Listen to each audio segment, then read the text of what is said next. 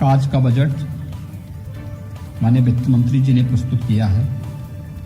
मैं सबसे पहले इसका स्वागत करता हूं। कोरोना कालखंड में जब दुनिया की तमाम अर्थव्यवस्थाएं पूरी तरह प्रभावित हुई हैं, उन स्थितियों में भारत के 135 करोड़ जनता की अपेक्षाओं और आकांक्षाओं को ध्यान में रख करके एक विकासोन्मुख और व्यावहारिक बजट प्रस्तुत करने के लिए आदरणीय प्रधानमंत्री जी का और माननीय वित्त मंत्री जी का हृदय से अभिनंदन करता हूं। वास्तव में यह बजट सर्वसमावेशी, सर्व कल्याणकारी और समाज के प्रत्येक तबके के हितों को संवर्धन करने वाला बजट है। इस बजट में किसानों के लिए, नौजवानों के लिए,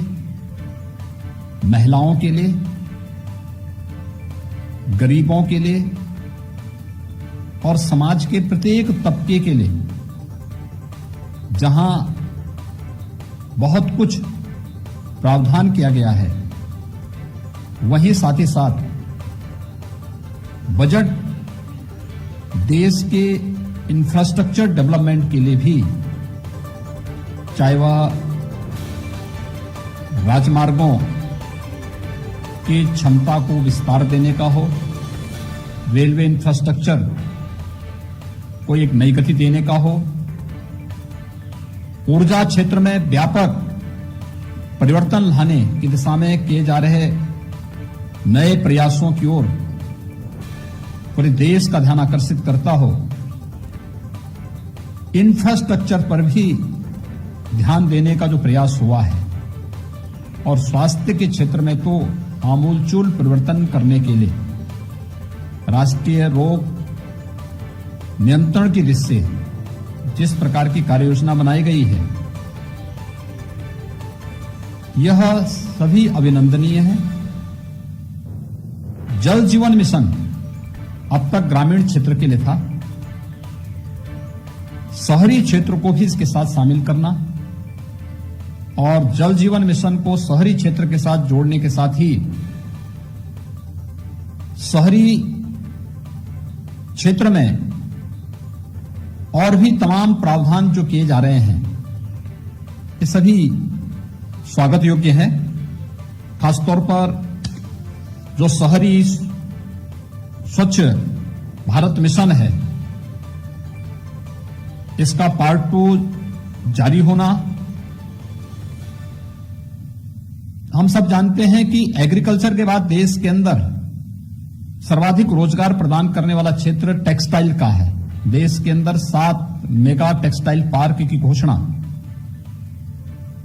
ये स्वागत योग्य है। ऊर्जा क्षेत्र में हाइड्रोजन एनर्जी मिशन की घोषणा, ये ऊर्जा क्षेत्र में आमूलचूल परिवर्तन का कारण बनेगा। और यही नहीं,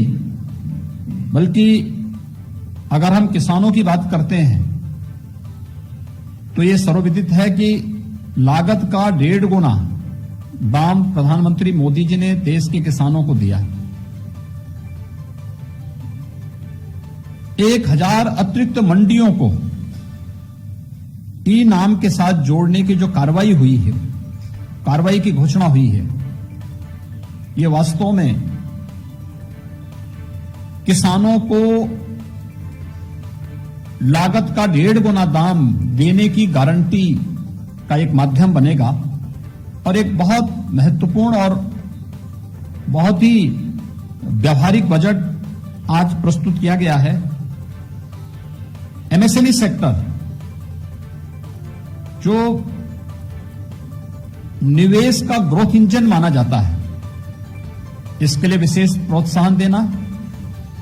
और आज हमने पहली बार देखा है ये पेपरलेस बजट ही नहीं आया, बल्कि अब इस बजट में पेपरलेस बजट ने भारत